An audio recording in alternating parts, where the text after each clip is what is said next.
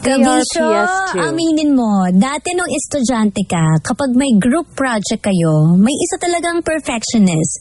Paulit-ulit kayo sa ginagawa nyo, lalo na kapag may mali.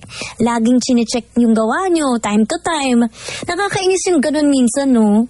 Pero, siya rin naman yung dahilan kung bakit mataas ang grade nyo. Di ba? Nagreklamo ka pa talaga, ah.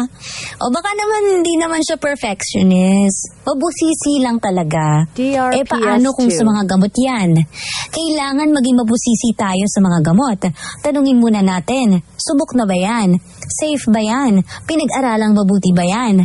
Effective ba yan? Pero ito, may ituturo ako sa inyo. Isang sekreto. Para di nyo natanungin lahat ng yan, ito ang madaling tandaan. Kapag may inirerekomendang gamot sa butika, ang tanongin nyo, Unilab quality ba yan? Ilang taon na namin pinagkakatiwalaan ng Unilab sa pamilya namin. At alam naman natin, DRPS2. nakatiwa-tiwala talaga ang Unilab. Bakit kamo? Kasi nalaman ko na lahat ng gamot, vitamins, at pampaganda ng Unilab ay dumadaan pala sa 4 na marka ng quality alaga. Subok at napatunayan, ayon sa standards. Sinuring mabuti, gawang world class.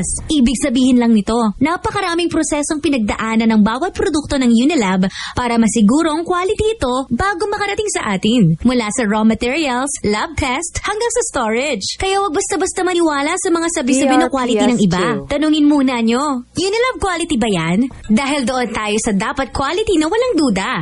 Sulit ang halaga. Dapat Unilab quality yan. Para malaman ang mga produkto ng Unilab, bumisita na sa www.unilab.com.ph/products to know more.